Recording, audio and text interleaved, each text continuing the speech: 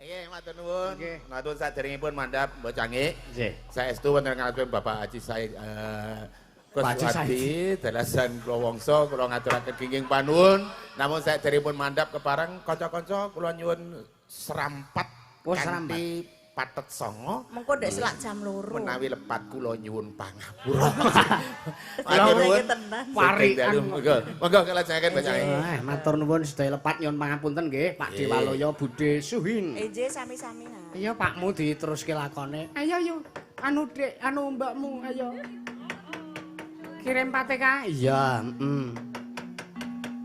Khususon Kanjeng Sunan Kalijaga, khususon Ki Sena Nugraha, khususon Ki Hadi Sugita, khususon Ki Sutana Hadi Sugita, khususon para punden dahang saknus mantara Al-Fatihah.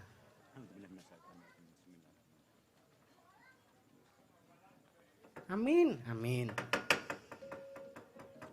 Kuku sing dupa kemelun ngenengken ya sang apeke sang apeke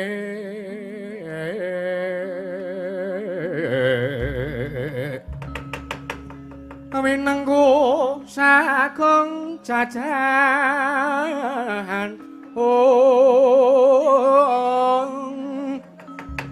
angin sanget hangi kipi sang rasi kaneka putra kanganjok saking wiyadi kagyatri sang kapirangu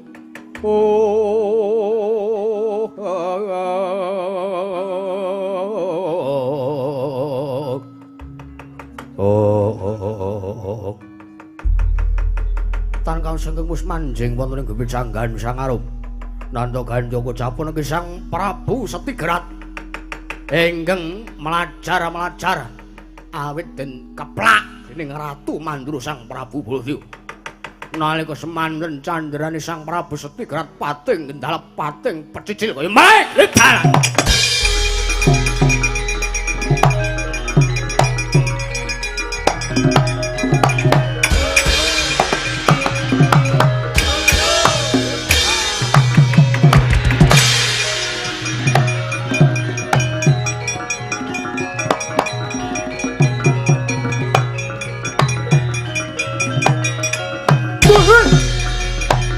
Wah.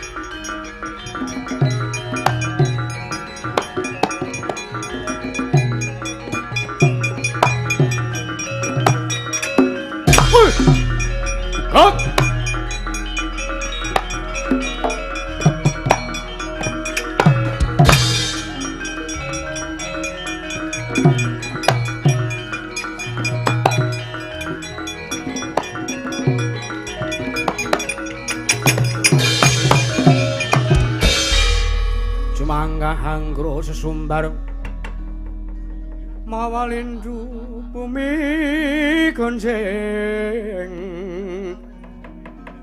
kumalodo guntur katok umop sang jalane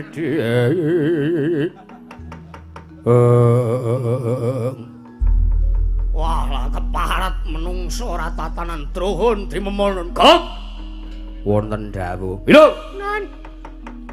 Wonten dawuh, Bos. Nimbali keng abdi pun bilung kalian Kakang kula Tian. Kowe karo rombongane mbok ora kaya ngono kuwi telung lah. Aku ki nek kowe ki nek ora aku sing nggawa ku sing ora tekan kene. Apa kowe meng nunut aku kok?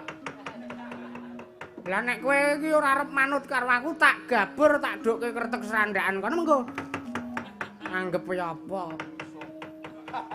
Aja do guneman dhewe. Nggih, kersanipun. Kersanipun kados pundi sinuwun Prabu Setigrat? Entuk gawe napa mboten? Wah, lah keparat. Gok. Aku wis kelakon sowan kersaning sinuwun Prabu Sri Bathara Kresna. Nggih, pun ketemu. Wis. Nawala pun diaturke. Sampeyan diutus sinuwun Prabu Godayatma, nawala pun sampeyan pasrahke. Wis. Wangsulane Prabu Kresna pripun? Wah. Nek aku ngandhake sing sak nyatane mesti mengko mbilung lengguyu nganti keceret pesing. Nggih. Lah kula niku pun apal, sampeyan niku teng pundi papan? Mboten ming sampeyan. Ya gak? Heeh. Kula niku ngetutke dalang, napa? Ngetutke raja sabrang kaya sampeyan niku sore niku jan gleling. Sebo munggah pasewakan dayawan niku wis ndrung plak plak jleng tung tung begitu jam 2 klekus modar niku mono akeh kedadosane ya ta yan pianon uga heeh kowe iki acu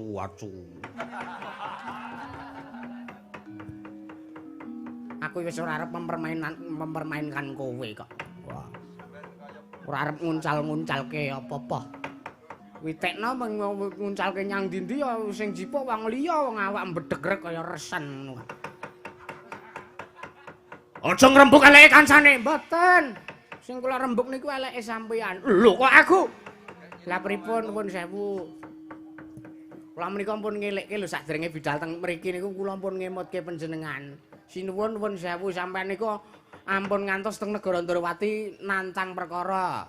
Mergo kula ampun matur sampeyan niku kulinane jam 09.00 pun dibel bojone sampeyan kan mlebet ngomah mijeti kethuk. Sampeyan niku kalih bojo mawon kalah. Napa melih kalih satria-satria Ndrawati niku sengara menang ya, Gok? Bener.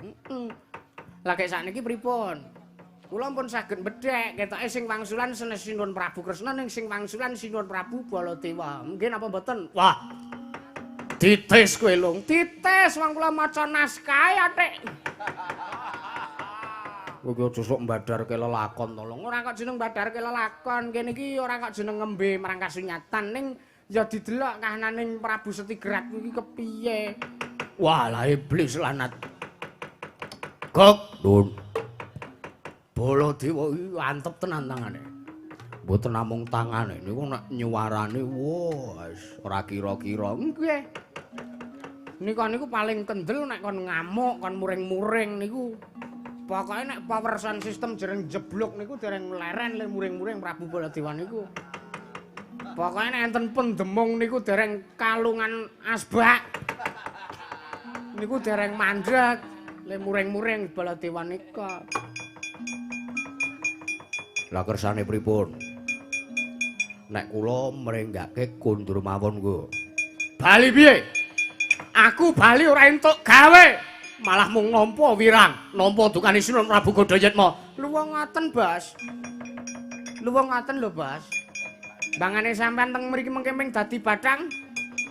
Luwung bali kalih garwane urip omah-omah bahagia ya, Gok. Heeh. Ora urip karo bojo, ora idep. Nyatane ning omah mung kono umbah-umbah. Lah nggih pun kersane pripun? Gok, wonten dawuh. Baladewa tak jajal. Baladewa tak jajal. Sepira kadigdayane? Jare dheweke kuwi duwe pusaka kok. Nggih, Prabu Baladewa niku gadah pusaka. Kodrat kalian wiradat. Sing kodrat niku jenenge Kiai Nenggala, sing wiradat niku jenenge Kiai Lugara. Niku mapane teng epek-epek. Pusaka niku pusaka tamake Gunung Jugruk Segara Asat. Nek enten bayi lahir langsung mati niku nek pusaka niku ditamake. Napa sampean wantun? Bilung, wonten dawuh. Kowe aja ngembe karo ratu Gustimu Prabu Setigrat. Najan to kaya ngene aku ki ya ndek piandel, aku ki ya ndek pusaka. Napa? Siung pengapit. Alah.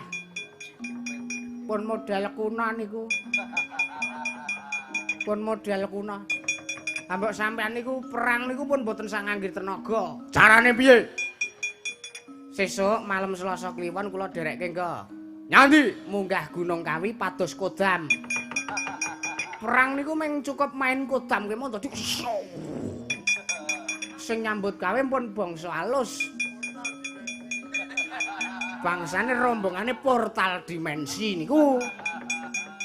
Napa ngeten mawon nek sampean napa wegah ado-ado teng Gunung Kawi sampean sok dina Rebo Paing mang teng omahe Bilung mawon. Arep to kapake. Ajeng kula wenehi ijazah ngelmu sedulur putih Sukma Sejati.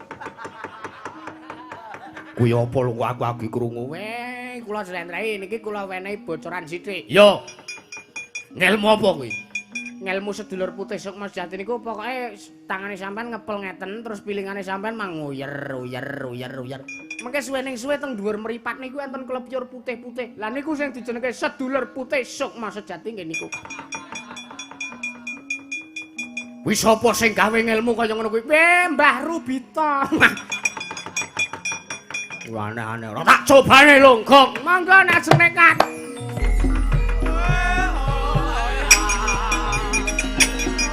Wah. Ora marem aku.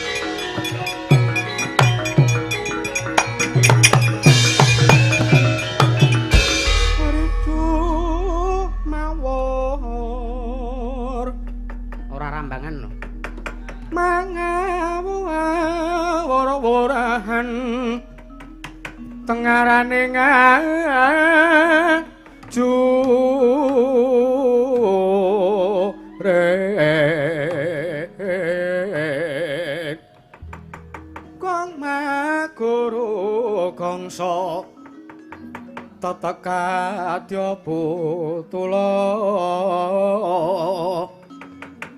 war panjriting tunangga hesti ora kata enggang dojo lelayu sepi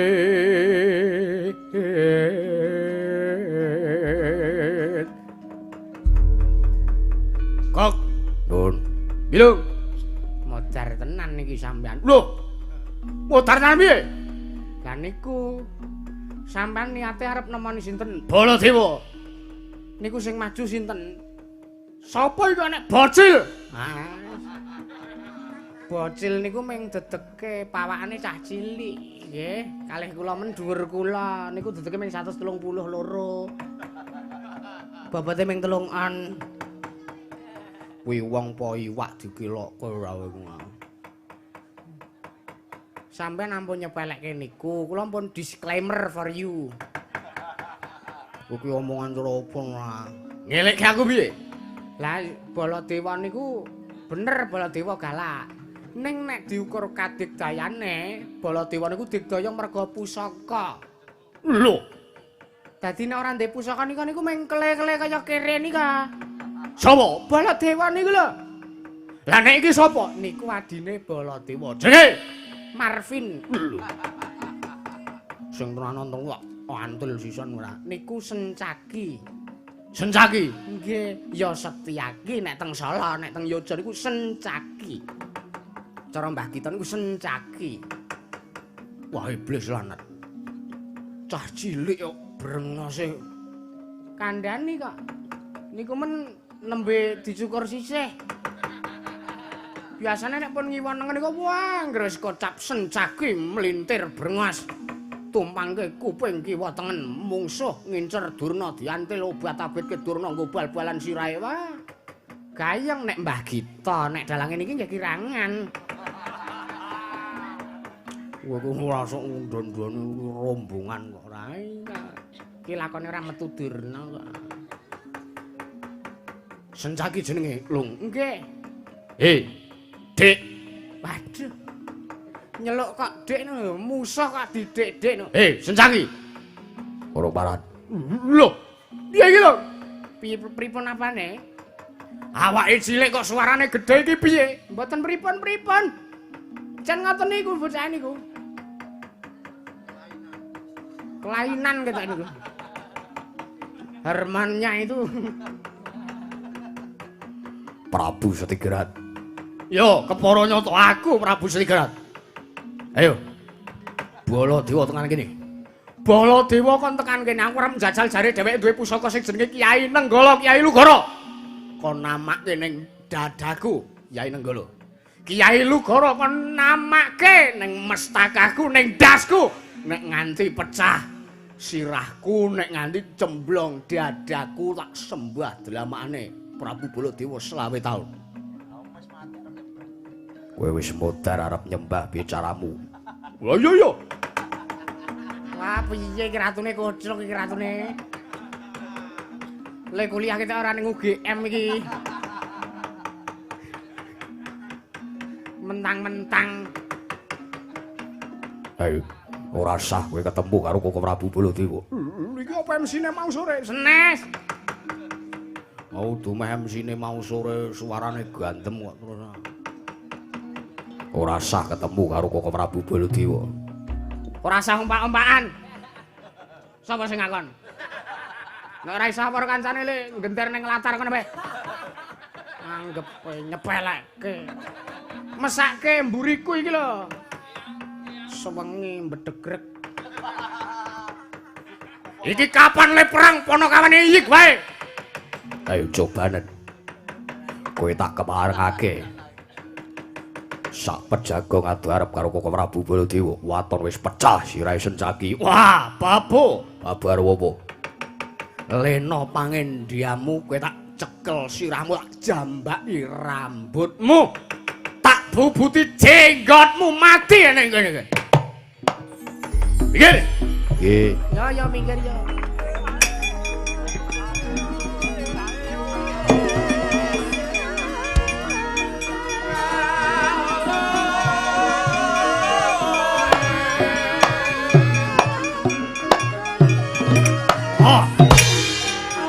Rada banterke sithik iramane.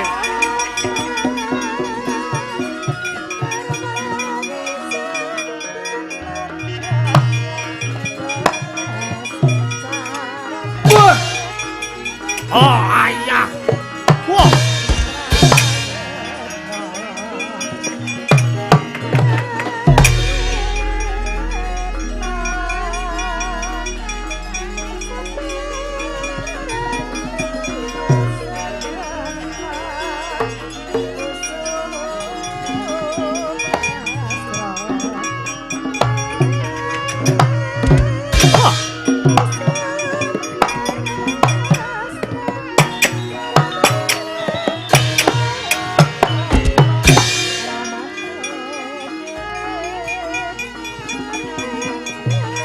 Wis digaweke ater-ater kendang penake kaya ngono kok. gawe ukara dhewe.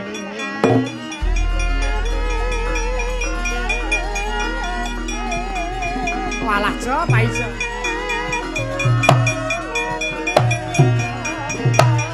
Oh. Ha. Hui. Ha.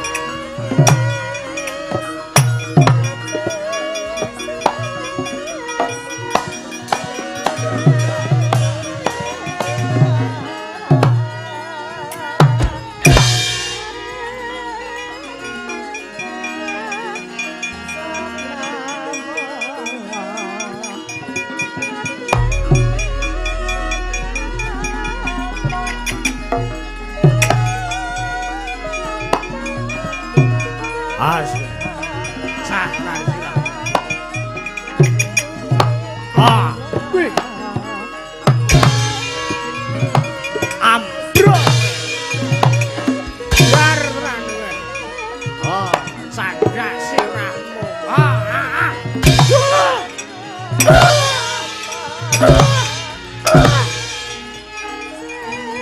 Oh, yo.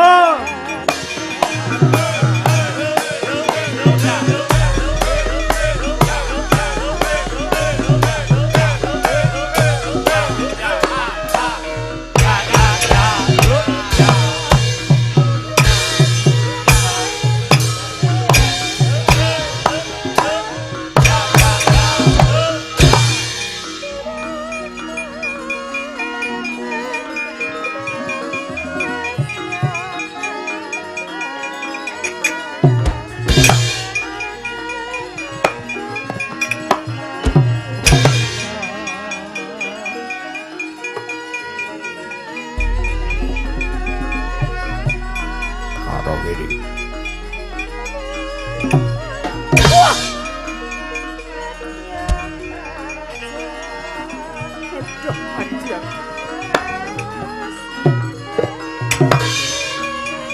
Ah. Awas. Hui, hui, hui. Waya. Wah. Ah.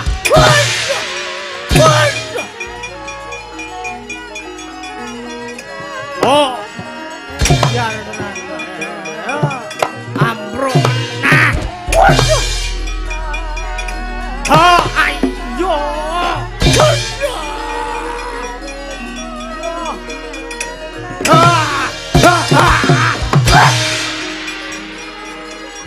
Arom, arom.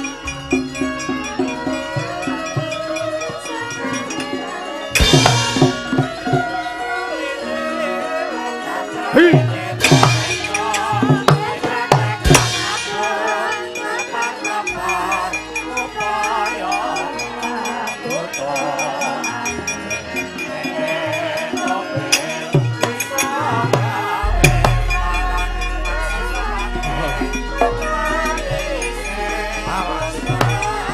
Awas.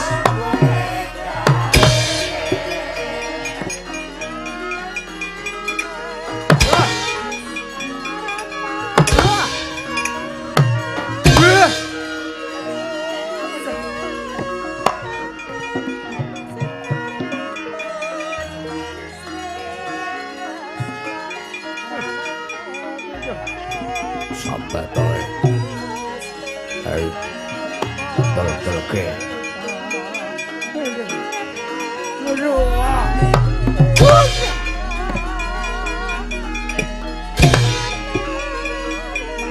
Oh iya. Oh iya. Awas kowe. Oh iya. Ha ha. Duwe.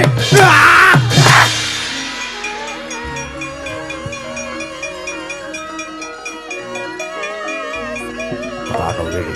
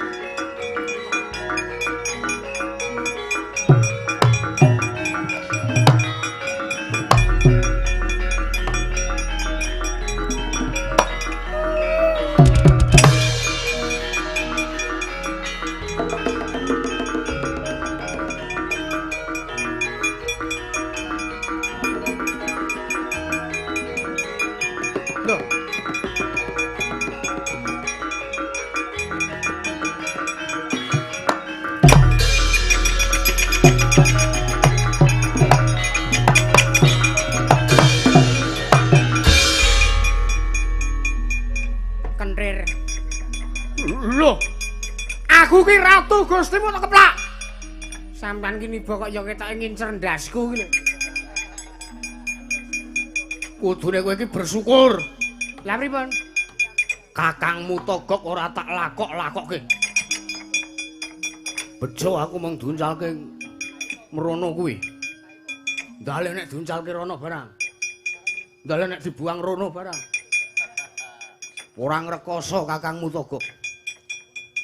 Ngrekoso mbok ben dasare kula niku wis kulina diuber garapan. Wis. Jeneng natah kayon kok njaluk seminggu rampung. Mongko tangan kula nembe lecek. Gumunku niki lho. Sapa? Banjik niki lho. Kula kan nambani tangan kula lecek, dumele lecek niku mergo kula nyampar gelas mendem. Iki menungsane niku ra sida ngewangi. Walah edan. Gok, pripun? Lah kene iki ra sepiro. Andekno sapa mau sing muni nek kadigdayane sencaki luweh timbangane Baladewa sapa? Kula. Saya akui kula sing ngomong. Ku akui. Rumangsane apa, Gok? Wonten dawuh, "Jiwae pusakaku." Oh nggih. Ten pundi? Neng kreta. Nggih. Ayo lung dhewe bae. Nggih. Sing pundi sampean iku mbeta pusaka 5. Sing ning eblek ngisor dhewe. Kotak gawan.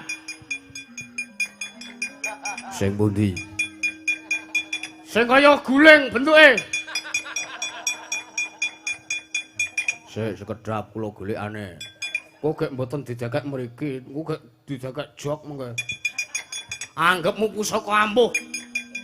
Kuwi ana tulisane nuklir kuwi. Oh niki. Golene. Nggih, sekedap.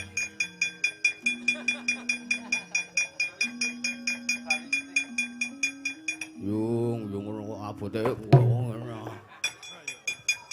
Ngati-ati nek jeblok. Nggih. Wah, jan wis kok. Sungginganku iki. Wayang talang. Kowe ku ya pekok.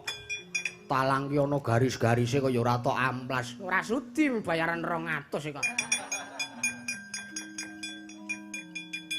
Iki tak cakne. Nggih. Tak burne. Nggih. Ben mawut kabeh prajurit Ndrawati. Cobi kula tontone.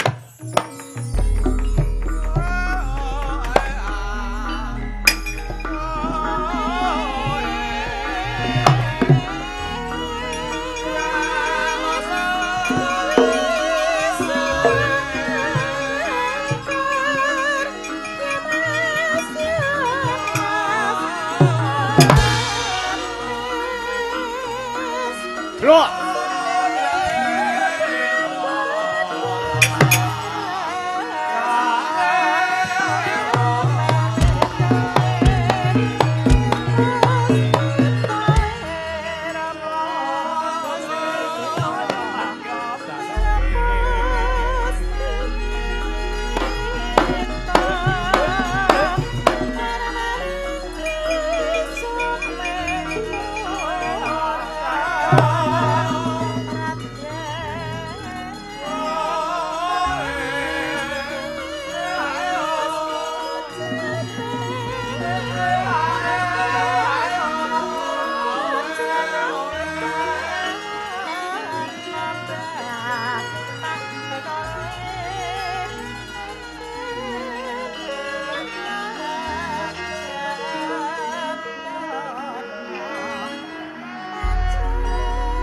Kok bali ya?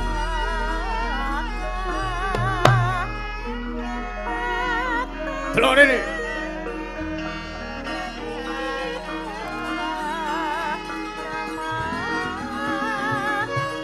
Delongan sajur kan negara Ndrawati. Nggih.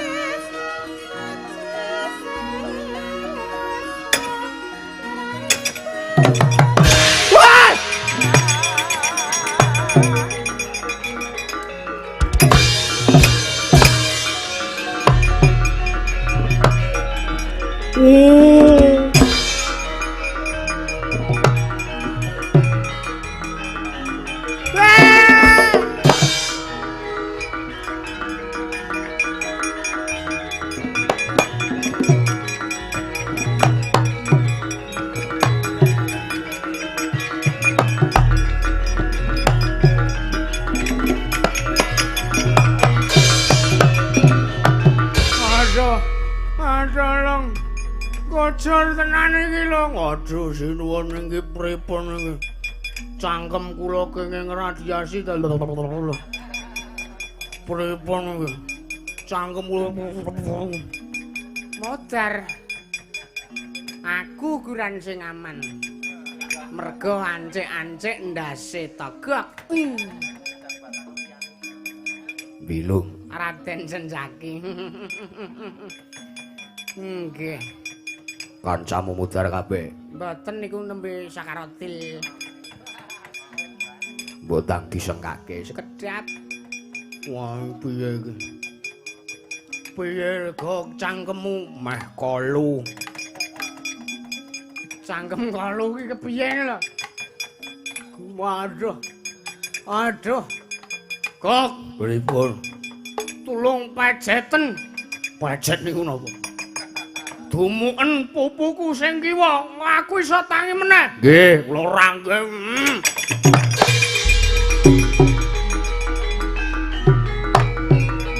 Woi!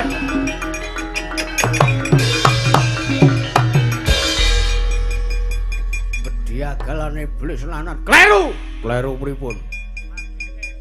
Aku mau muni piye? Kan mejet pupu sing kiwa. Yo, Lah klerune pripun? malah jahe.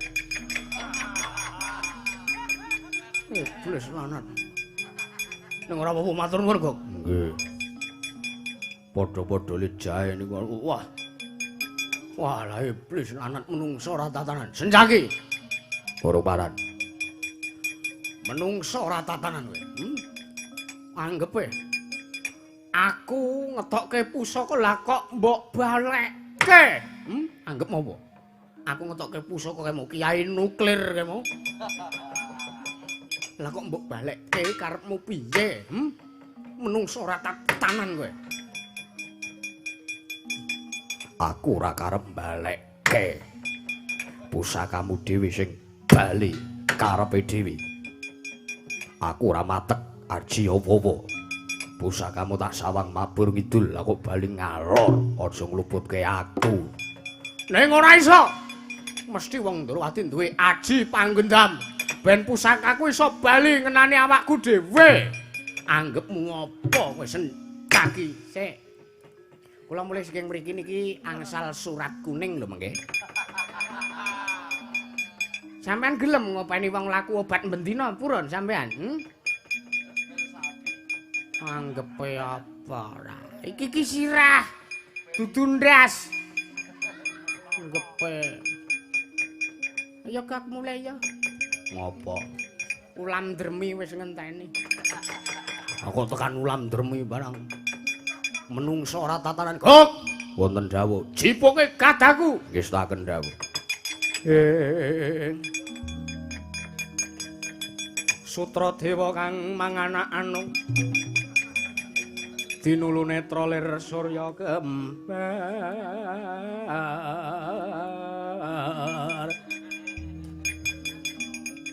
Oh, niku dite. Yo iki. Senjaki. Kowe ora lunga saka ngarepanku kendharat dening Gada Kyai pecat nyawa, mamprung nyawamu. Cobanen.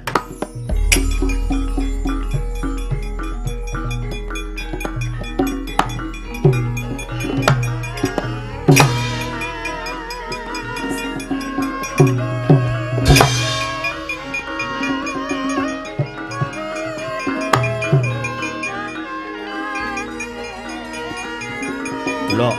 Ya.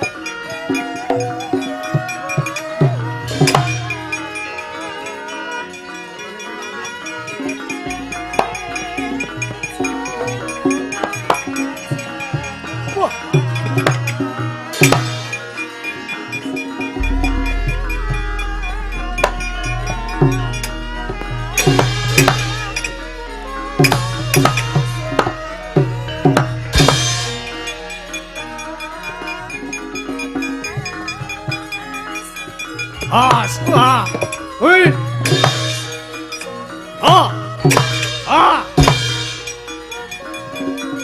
Sabigan.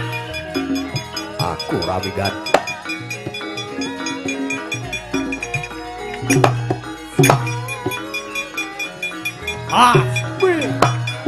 Awas noit. Wah. Ha ha ha.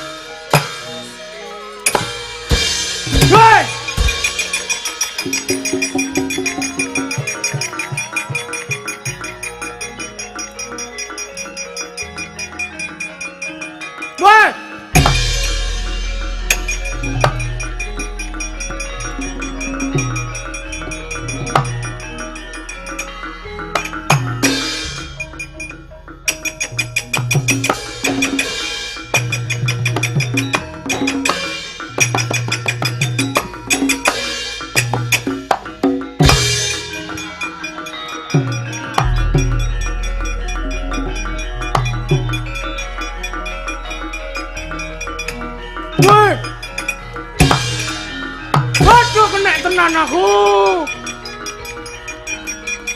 Aduh. Aduh. Aduh. Lara tenan.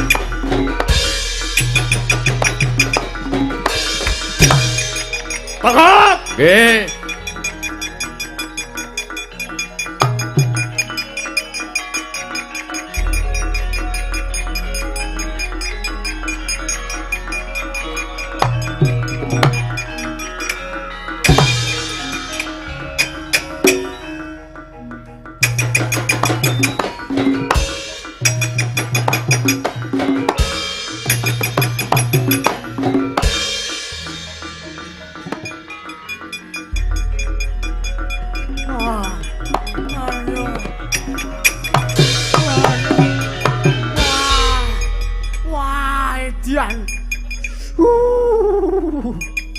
Loro tenan iki gok tulungan aku. Pecah ndase. Aduh, sanake loro-loro kok kowe malah nyo. Kowe iki yo piye tolong ngoten niku, sampean niku nedeng ngunduh waing pakarti. Aduh. Tak kira nek senjaki ki ora ndek godho kaya tekku. Lan duwe ana luwih gedhe atik. Aja nyepelekke arep senjaki awake cilik ning godhone gedhe ya, Gak. Heeh. Awake cilik kuwi mesti godhone gedhe iki lho contone. Ora percaya sesuk nyangon jeruk legi. Urung kanggo kok. Kanggo. Ngopo? Tak nggo nyambel bawang. Kok ngono nggo nyambel bawang? Lho, godho lho, ngrembug godho lho. Engko sing tak rembug godho gajah. Sece, Lek. Waduh, mati tenan iki lung piye iki lung. Iki piye wae sapa, Dik? Nika wau sampean nggih ngrungokke to? Lha aku ngrungokke. Nika wau janjane tembange ngeten iki. Piye? Wange yen lagi gandrung, lagi kenal wis mlebu sarung. Sarung wernane coklat, bareng mlendrong ditinggal minggat. Minggat neng Surabaya, wong wedok kelara-lara, wong lenang kakean dosa, sok nek mati mlebu swarga. Ngaten niku jane. Iya ya, nggih. Wong iki nek mati kok kan dosa kudune mlebu neraka. Wis sadurunge mati tobat riyen, dadi aman. Waduh iki piye iki lho iki? Enggak kula derekke teng warung makan Padang riyen, Kak. Ya.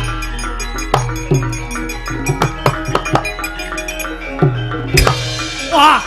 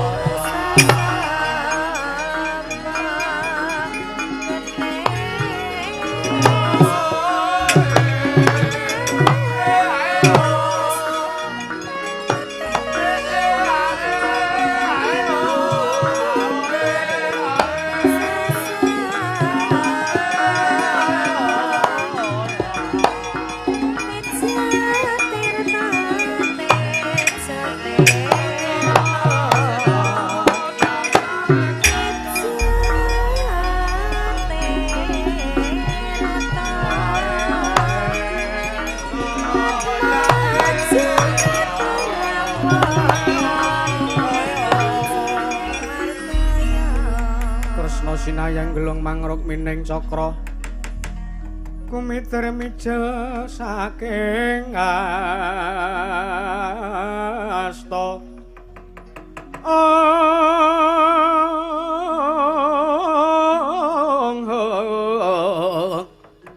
mintonaken tiwe kramanira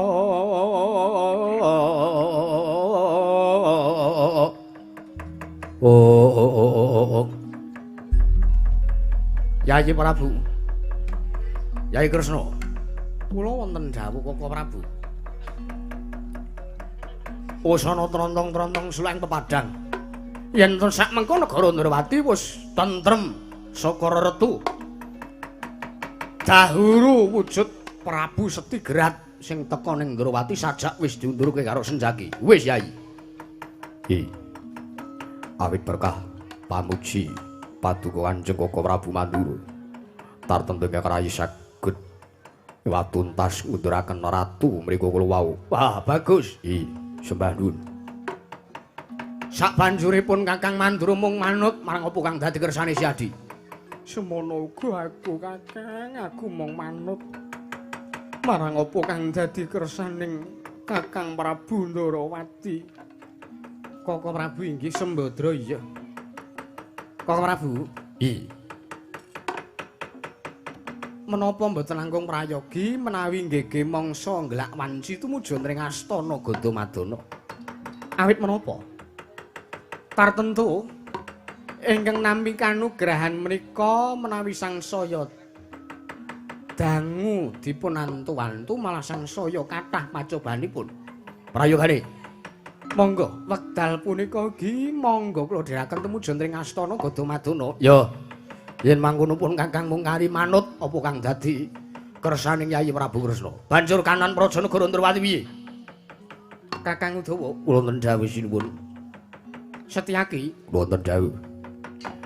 Ngrondhanana jaganen kanan Prajanegara Ndrawati gandeng negara Ndrawati iki mengko bakal dadi papan dununging kanugrahan yen to pun Kakang sak kadang wis kelakon nggayuh wujuding wahyu purba sejati. Tak kira akeh wong-wong ingkang kepengin ngrebut kanugrahan iki Sencaki. Mekaten Koko Prabu. Iya. Mekaten kula sendika ngestaken dawuh. Iya semanten ugi kula sendika ngestaken dawuh sinuwun.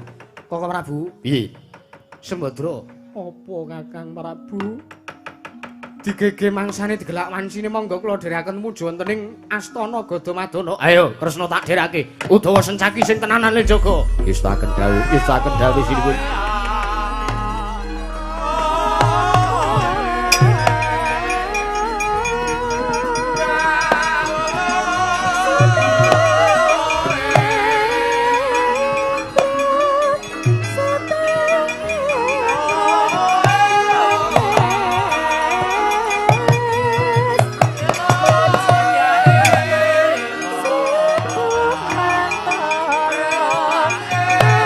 Titik negara.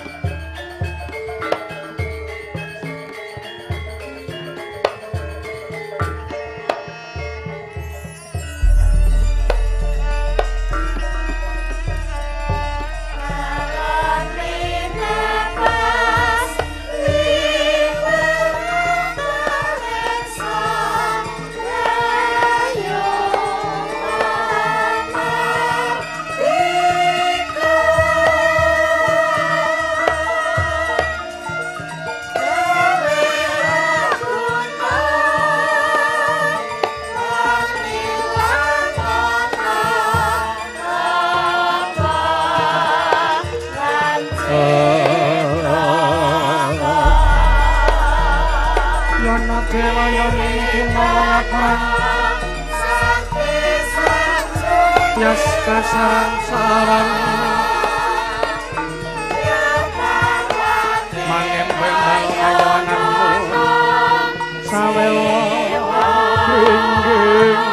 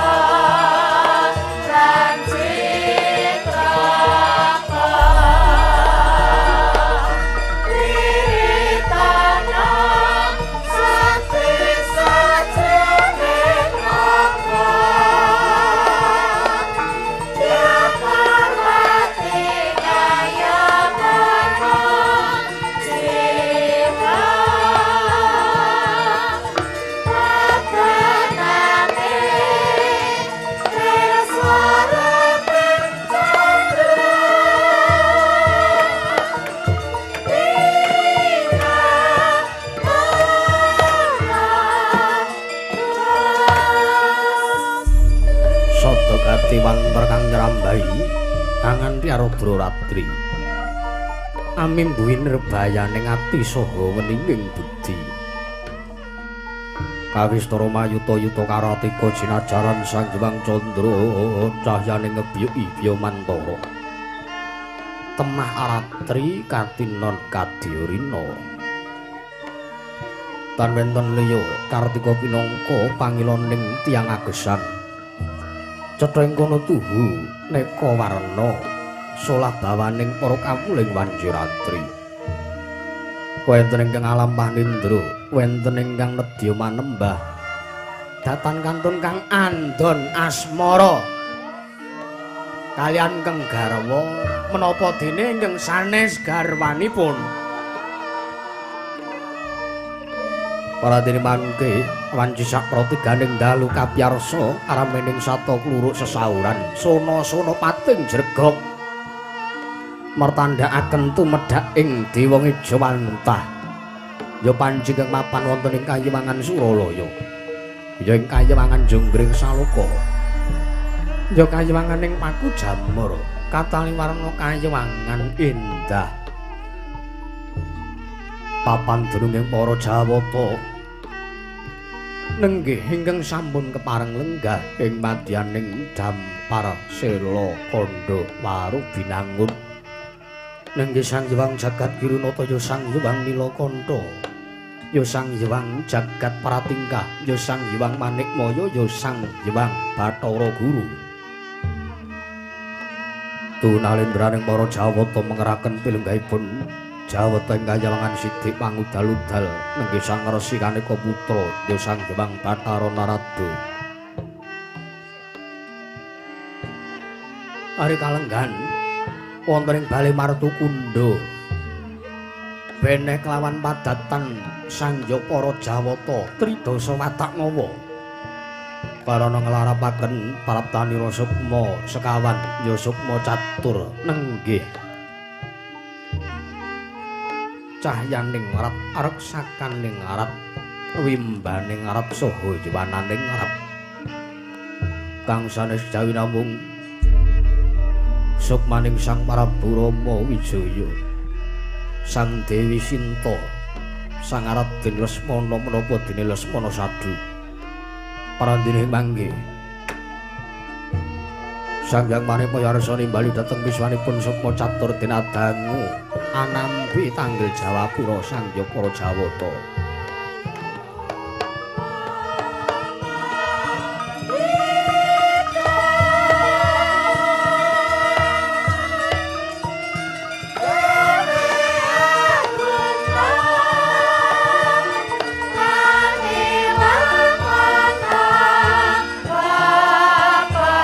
Sira pertapane ngandhita kaloraren duren kuweni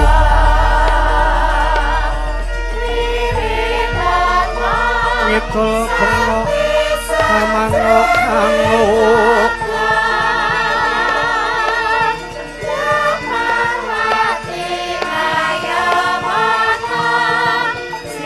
kalih kajak ketakotat siung keloran angalireng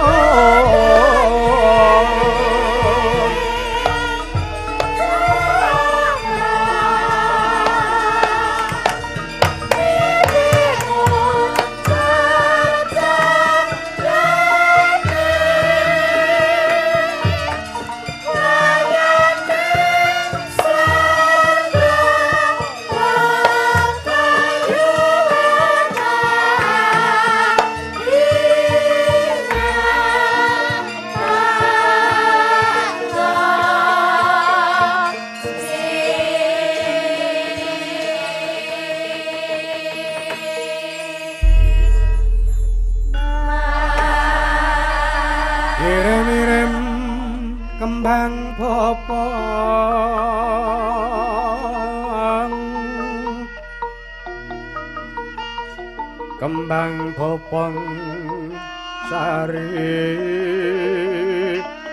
mulan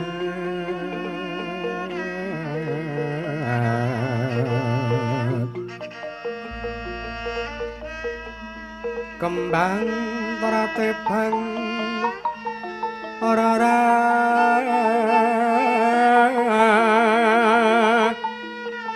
yungan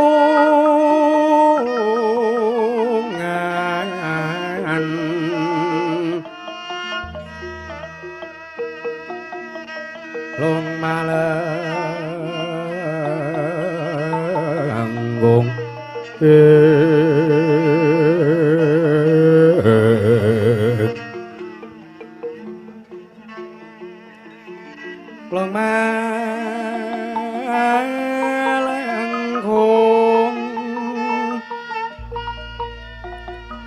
rumambat kang sarawe pepulatan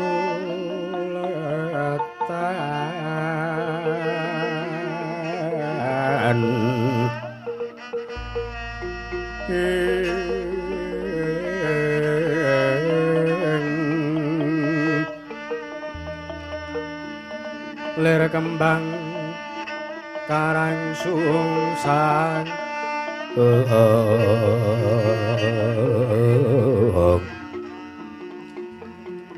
ler kembang karang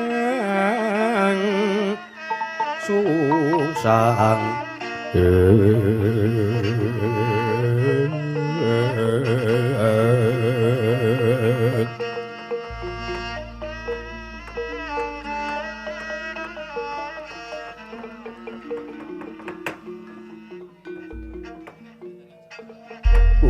Rama sidam saring bawana langgeng Kakang Narada Kakang Resi Kaneka Putra Perkensang Warudayang Pak Pong Bu balong kali cedhe sapa sing gawe nangka basak tiga piyak kari betone lodol ya punapi adi guru nimbali dateng pisanipun ingkang ranggeng sithik mangudal-udal di dinten sak mangke kepareng kula sowan mangarsa wonten ing Kayuwangan Suralaya. Adi Guru.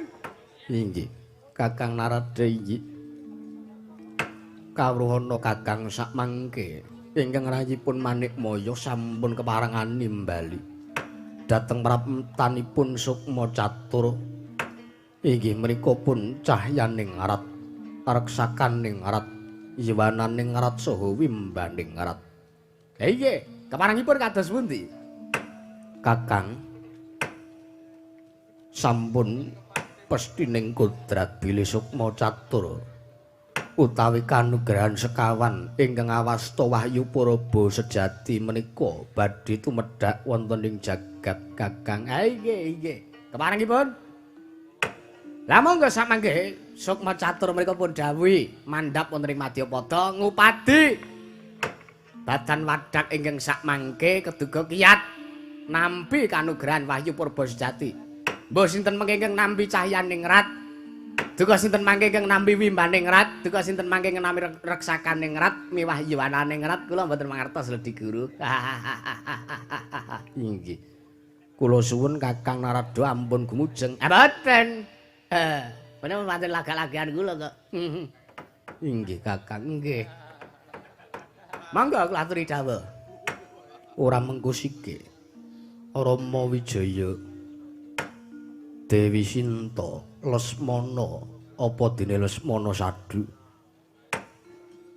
jeneng kita dina sakmengko bakal ulun dawuhi kinen medun ing Arcapada ingkang Boyana Wigati jeneng kita kudu ngupadi panitisan sarta upadinen titah ingkang cetha wus resik lair lan batine kuat atine nggone bakal nampa kanugrahan saka para Jawata awujud jeneng kita catur ingkang manjing ing angganing titah ingkang uga cacahe uga papat mula kang saka kuwi wis wancine manjalma jeneng kita catur manjalma wujud kanugrahan kengaran wahyu Purba sejati Sukma Catur. Nggih bener pancen mangkono Rama Wijaya Dewi Sinta apa dene Lesmana lan Lesmana Sadu wis pinesti kodrat kita yen to sakmengko ya dina iki Sukma kita Catur kuwi bakal manjalma wujuding yaiku wahyu Purba sejati. Inggih Kakang Narada inggih mbok bilih Kakang Narada saged paring dawuh bab lampahipun Sukma Catur menika. Mekaten Adi Guru. Inggih. Ha nggih. Yawit nalika semanten menika sinaosa ingkang dados Nalendra menika pun Prabu Rama nanging kasutapanipun Prabu Rama menika kawon menawi dipun taker kaliyan pun Raden Lesmana. Mekaten Kakang. Nggih. Mriku ingkang dados jalaran menapa? Inggih mriku ingkang dados jalaran kenging menapa kok sak mangke ingkang reksakaning rat utawi Wahyu Patih menika Prabu Rama senes kok Lesmana awit nggih menika mau sing kula aturaken kasutapanipun Lesmana menika langkung ageng tinimbang Prabu Rama. Setya bektinipun dhateng Kadang Werda menika sak temaraden Lesmana alampah wadat mboten sesinggolan kaliyan wanita pundi kemawon menika awit setya buktinipun kaliyan kadangipun Nalendra ing Pancawati inggih menika pun Prabu Rama Wijaya. Wondene sak mangke Nalendring Pancawati menika iyipun Prabu Rama Wijaya menika namung anyali wahyuning patih. Inggih singking sampun kula aturaken inggih menika reksakaning rat menika Adi Guru. Inggih Kakang. Inggih, mangga pun dawuhi. Kang mangkono sukma catur. Gandeng jeneng sira kabeh ya jeneng kita kabeh wis padha wano. Wis ulun dawuhi anyali wujuding kanugrahan ngerti ya. Kejaba sira kuwi bakal manjing angganing titah ingkang awujud kanugrahan. Ya ingkang aran Wahyu Purba sejati iku mau. Jeneng kita bakal nduweni kewajiban sarta tanggung jawab ingkang luwih gedhe anggon kita urip ning alam padang. Yaiku mangrorah satru murka sarana jeneng kita manjing ning anggane titah ingkang wis pinesti lan ingkang wis mapan ana ing astana Gadamadana sakmengko.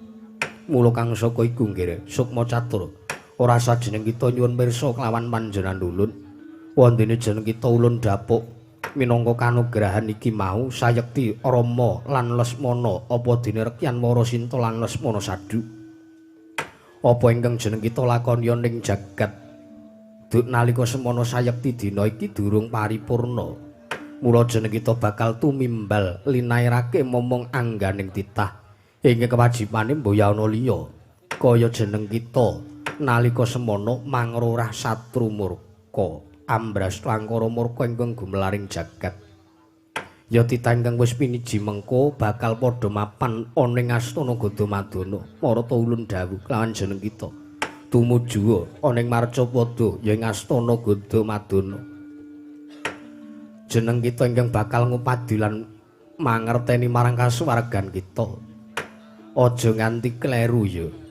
Sinta Rama Lesmana apa dene Lesmana Sadu.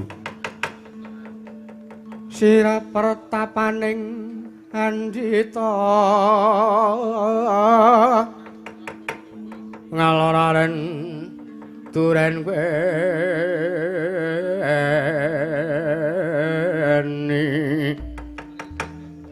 mangidul bengok hamangok mangok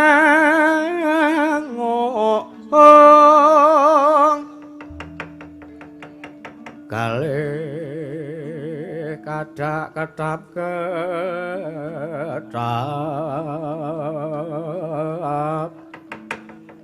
siung kelora hangalilen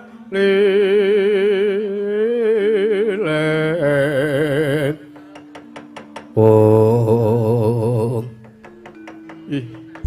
menawi mekaten bukulun gandeng sampun cetha yang terwaca dawuh paduka iwang pikulun Manikmaya ingkang abdipun Rama Wijaya makili sukma catur tartentu sak mangke sagah pramila lilanana sak mangke kula sak kadang nyuwun pamit arsa tumuju ing Madyapada inggih wonten ing astana Gadamadana ngupadi kasuwargan kula sak kadang iya ulun balang puja puji santi rahayu kalis niring sambikala kalis niring ubida laku jeneng kita cahyaning arat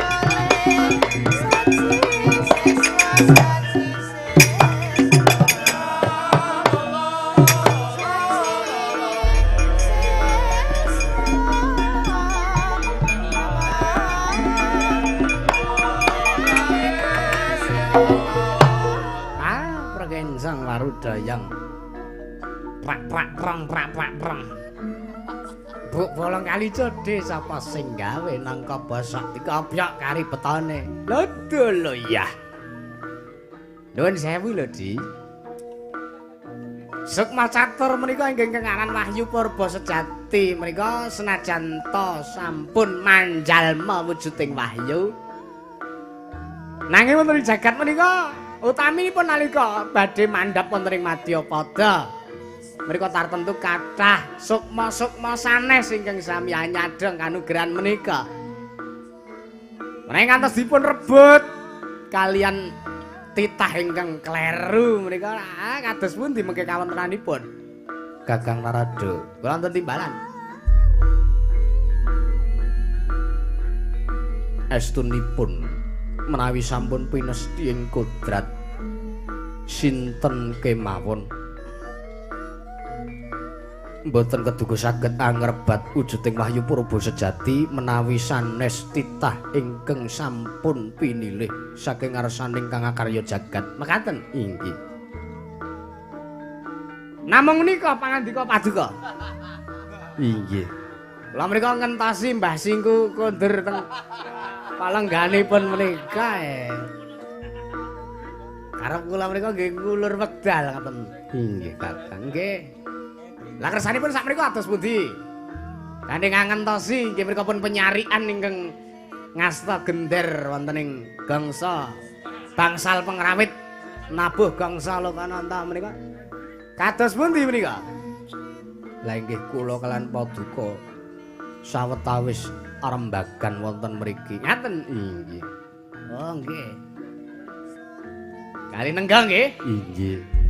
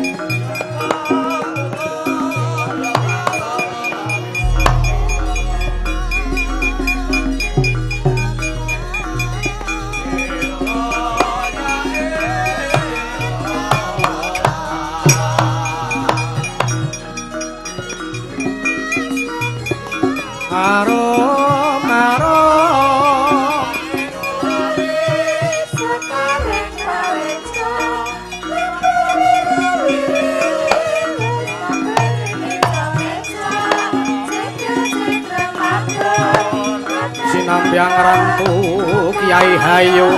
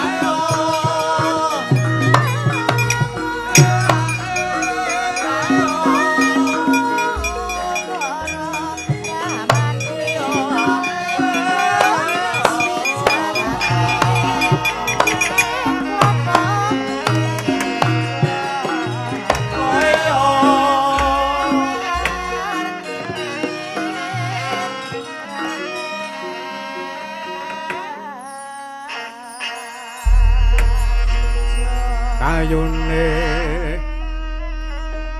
Purba sejati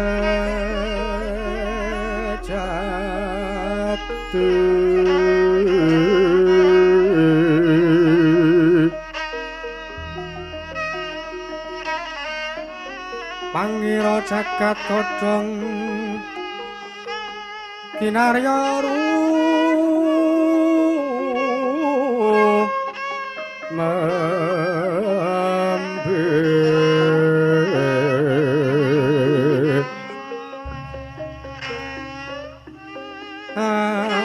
pratapa kagowong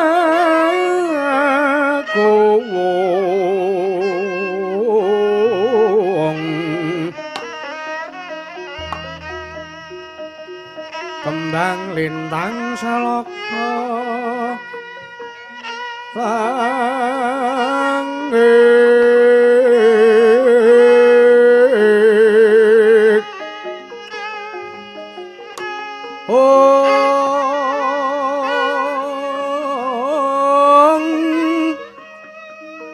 awa surya lanteng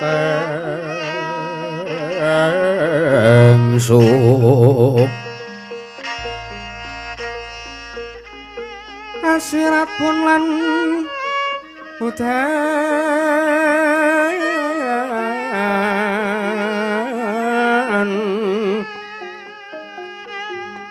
puncak anggasa bumi bengkak pratiwi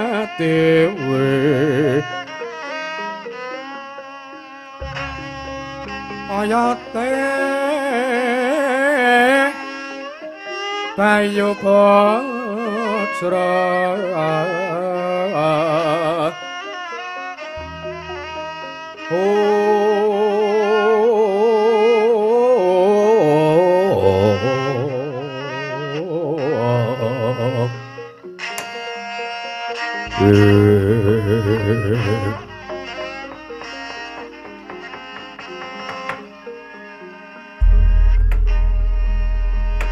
Sireping Sang Hyang Arga kumantos sing dalu.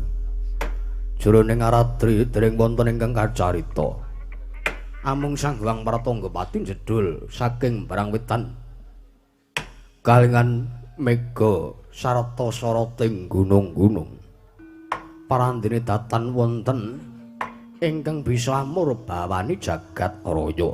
Dupi tata sing kamandyan dewasanena.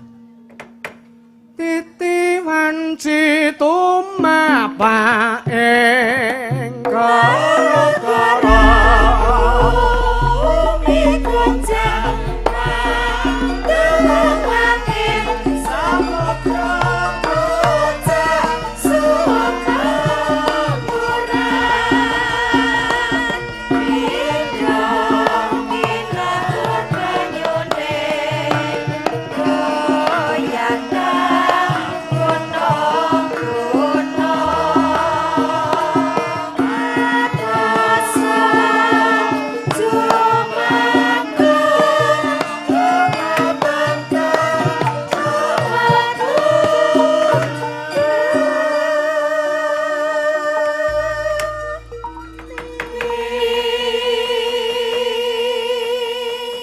swara gelap sasra kekayon reba pindha den babate